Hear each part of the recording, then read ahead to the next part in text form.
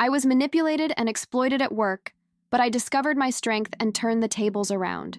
I'll never forget the feeling that day I realized my patience had turned into weakness. It was as if someone had placed a huge weight on my chest, taking away my breath, and I could only smile to cover it, pretending everything was fine. But inside, I was suffocating. It wasn't the first time this had happened, and it probably wouldn't be the last if I did nothing. I saw my colleagues being exploited and felt sick to my stomach, as if I were complicit in the wrongdoing. It was like betraying myself, because I'd always believed in justice, in treating others with respect, and yet I remained silent. This silence gnawed at me to the point where I could barely sleep. I'd wake up in the middle of the night, my heart racing, remembering the scenes, thinking about the times I'd let slip by. I no longer knew whether I was more angry with her or with myself. My name is Nicole. I'm 29 years old, and I've been working at a digital marketing agency since 2018. When I joined, I was filled with a desire to grow and be recognized, but I also carried a huge fear of not being accepted. I've always had this need to please, to be seen as the good person, easy to get along with. This pattern dates back to my adolescence, when I believed that if I wasn't nice, I'd be alone. So I said yes to everything, avoided confrontation at all costs, and ended up always putting others' needs before my own. This brought me some superficial friendships, but it also left me vulnerable. And it was into this space that Rafaela entered, finding in me and everyone around her fertile ground for her manipulation. Rafaela arrived with that extroverted, talkative demeanor. She always seemed to have a good story to tell. At first, I confess I admired her charisma, but soon I realized there was a pattern. Every time we went out as a group, whether for dinner or happy hour, the same thing happened. She'd say she'd forgotten her wallet, that her card hadn't worked, or that she was in financial trouble. The group in solidarity ended up paying. I paid a few times myself, thinking it was a one-off favor. But over time, it became clear it wasn't coincidence. It was habit. The problem was that everyone felt uncomfortable, but no one said anything. And I, who had seen it all up close, felt increasingly embarrassed for not having the courage to speak up. The first major suspicion came after a dinner, where she made a fuss again and left without paying. On Sunday, while scrolling through my Instagram feed, I saw a photo of her at an expensive restaurant, toasting with glasses of imported wine. I was in shock, staring at the screen in disbelief. I still tried to make excuses. Maybe someone had invited her, maybe it was a gift. But the more I looked, the more evident it became that it wasn't a coincidence. It was pure manipulation. And yet, I remained silent. My fear of causing conflict was so great that it paralyzed me. I smiled in the group, but at home, I cried with frustration. This silence became unbearable. Each new encounter left me anxious, waiting for the moment she would do the same thing. I kept mulling over my lines, thinking about the money my colleagues had worked so hard to earn and were wasting because of a lie. I felt like I was betraying my own values. I remembered my mother saying that being kind wasn't the same as being stupid, and those words echoed like a constant warning. What hurt me most was seeing good people being deceived. Lucas, for example, was always the most helpful. He'd paid Rafaela's share so many times I lost count. Zoe, careful with money, felt awkward and eventually gave in. Miguel, newly in debt from a mortgage, had also already chipped in. And Amanda, the sweetest of them all, seemed to believe every word of Rafaela's drama. I felt an urge to protect my colleagues, to open their eyes, but I lacked the courage. And each time I let it slide, my anger at myself grew stronger. The turning point came on Amanda's birthday. We were all at a restaurant in a festive mood, but when the bill arrived, Rafaela came with the same excuse. This time, Amanda herself paid, as she was already covering the cost of the celebration. That made me burn inside. It was like I'd been punched in the gut. I saw Amanda smiling so as not to ruin the night, and I felt a lump in my throat. I went home with my hands shaking, my heart racing, and cried alone in my room.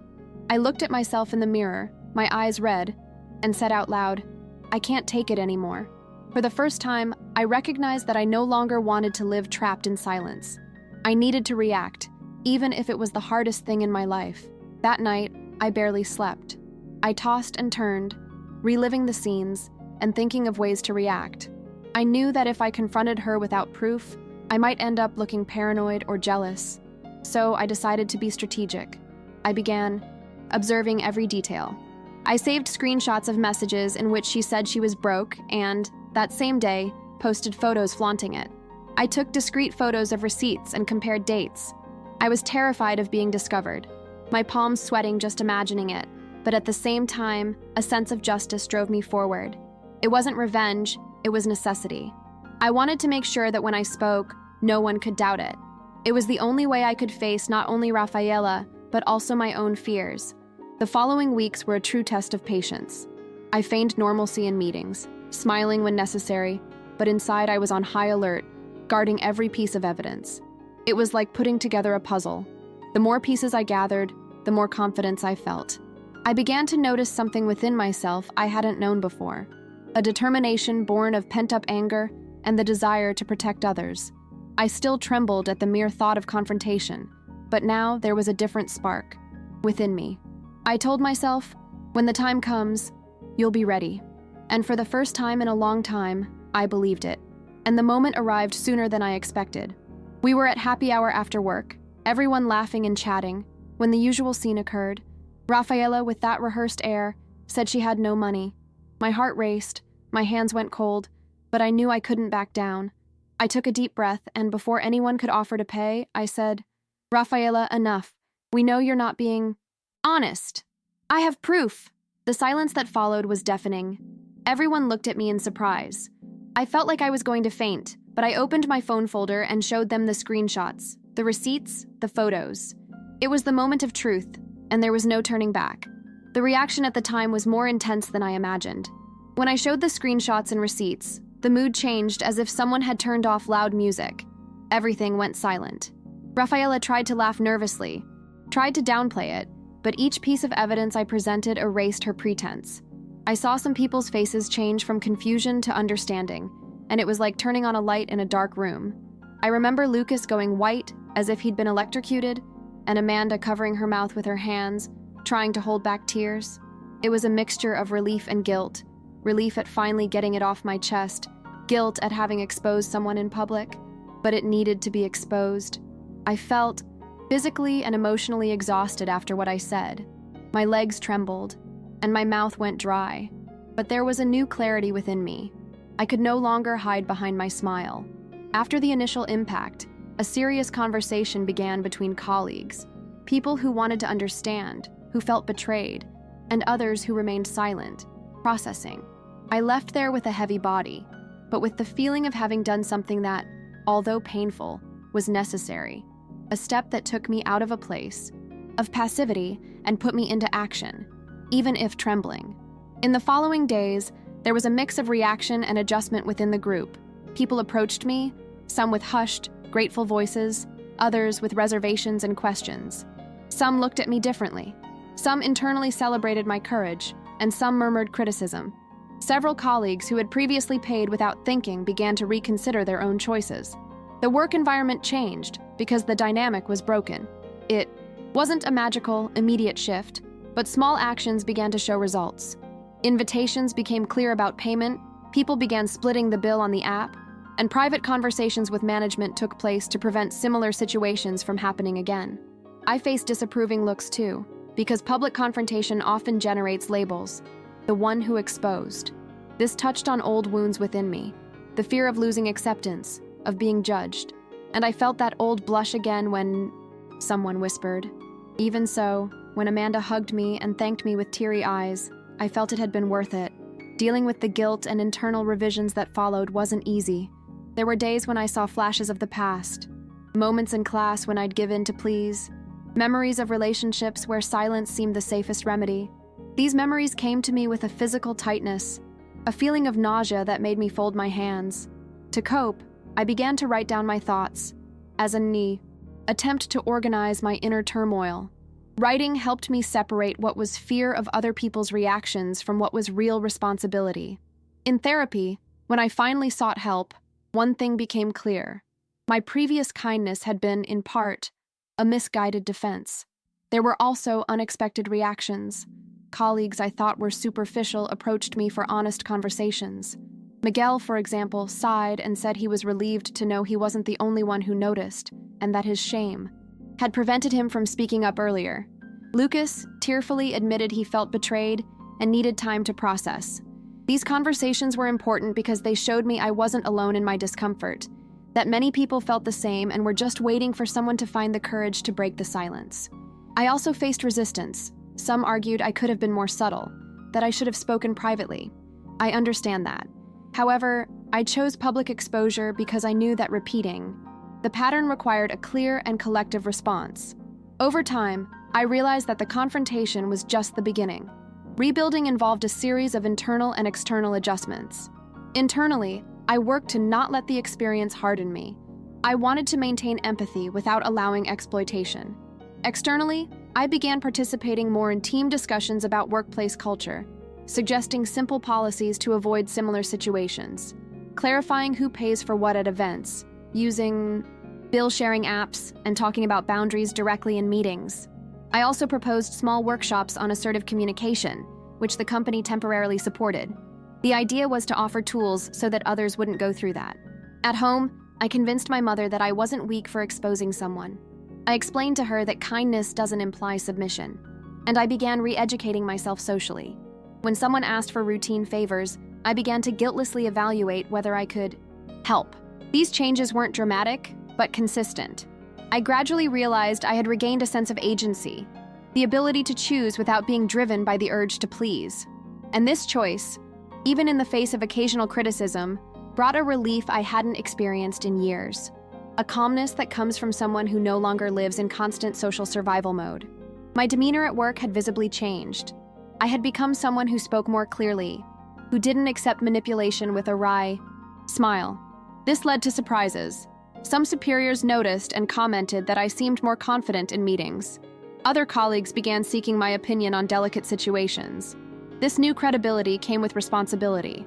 I felt an internal pressure to act with fairness and balance whenever something arose. There were good days, when I faced discussions without trembling, and bad days, when I questioned whether I had the right to judge. Maturity was built through the repetition of these micro-decisions. I also felt direct consequences. Some distanced themselves, perhaps because my new firmness challenged their own practices. Others approached me, seeking to learn. I had to accept that not everyone forgives or forgets easily. There were colleagues who, even after seeing the evidence, remained suspicious of my motivations. Some thought I was just trying to show off. This public perception hurt me more than I expected. To deal with it, I learned to calmly explain my reasons, to show that my goal was to protect the group, not to humiliate anyone. At the same time, I understood that I'm not responsible for others' interpretations. I can simply be honest about my actions. This balance between accountability and not losing myself in the need to be liked was a lesson that took time to learn. At the same time, my personal life was also impacted. Long-standing friendships were tested because I demanded more transparency and respect. Some came back stronger, others didn't. Survive. However, each loss helped me see who truly shared my values, and that was immensely valuable. I learned that maintaining boundaries can be challenging at first, but eventually brings clarity to relationships. The rebuilding process led me to seek practical tools. I took short courses on nonviolent communication, assertiveness techniques, and even conflict management. There was no magic. Practicing phrases, rehearsing conversations, noticing my tone of voice, all of this gave me confidence. I also began reading about manipulation and behavioral patterns, which helped me understand that Rafaela's exploitation followed common scripts. The more I learned, the less personal it seemed. It was a pattern that could be dismantled with information. I shared some of these insights with colleagues in informal conversations, and I noticed small changes. Less complacency, more questioning. These actions reinforced me.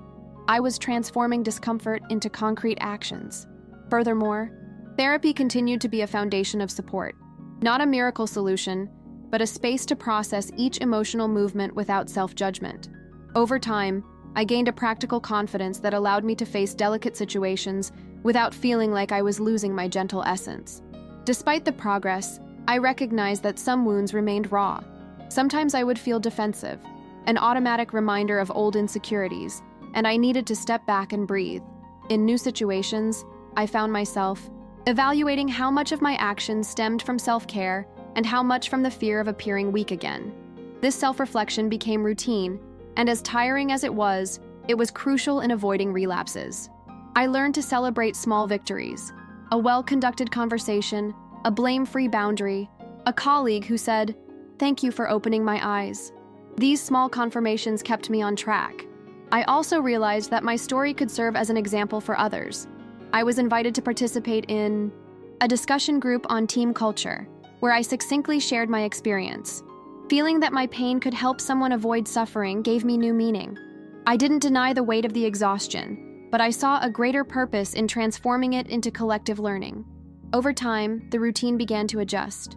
The group reorganized, some meetings gained clear rules about dividing bills. Small changes in habits made a big difference. I learned to ask for help without feeling weak. Sharing that a situation bothered me no longer felt like weakness, but rather responsibility. I also re-engaged in projects that brought me pleasure, moving away from the constant focus on other people's problems and returning intensity to things that made me feel good. This redistribution of energy helped me not define myself solely by the episode, but to integrate the experience as part of my story, not its totality. And perhaps most importantly, I regained a sense of emotional availability without sacrificing limits. I can be present and help, but with criteria. This maturity has allowed me to maintain healthier relationships, where reciprocity is more visible and exploitation is less tolerated. Looking back, I see how this experience was a turning point in old patterns. I remember how, for years, I prioritized apparent peace over my integrity. Today, when I encounter that old Nicole in photographs and memories, I feel compassion more than guilt. I understand that she did the best she knew how with the tools she had, and understanding this was liberating. I allowed myself to forgive myself for delaying action, and at the same time, I recognized the courage it took to take that decisive step. This self-compassion was essential, because without it, the scar would have turned into self-loathing. Instead, I chose to learn. I began to look at my choices with curiosity, asking myself what led me to compromise and how I could act differently. This exercise in self-interrogation made me more emotionally intelligent, less trapped in old stories. There were also practical transformations in my life. I became more assertive in salary negotiations, in asking for recognition for work, and even in declining invitations that drained me. It wasn't a radical overnight change, but a continuous improvement. In friendships, I learned to set boundaries gently, saying I can't help right now without feeling guilty, expressing when something bothered me, and waiting for the person to respond respectfully or not. This clarity attracted people who liked me for who I really was, not for a convenient image. And interestingly, this honesty strengthened relationships because it created space for transparency. Those who were bothered simply walked away, freeing up energy for more legitimate bonds. There are still days when anxiety returns, when I remember bad moments or receive a harsh comment. On those days, I return to the practices that saved me, writing down thoughts, talking to someone I trust, remembering that acting with integrity is a choice that has costs, but also rewards. I've learned to tolerate ambivalence, conviction alongside doubts, courage alongside trembling. This gives me humanity. I'm not a flat heroine. I'm a real person with daily fears and breakthroughs. And precisely for this reason, I believe my story can help others. Not because I'm exemplary, but because I was able, through stumbling, to build possible paths in the face of fear. If I could speak directly to anyone who feels suffocated by a similar pattern today, I would say bluntly, record, observe, plan, and then act. It doesn't have to be an explosive confrontation.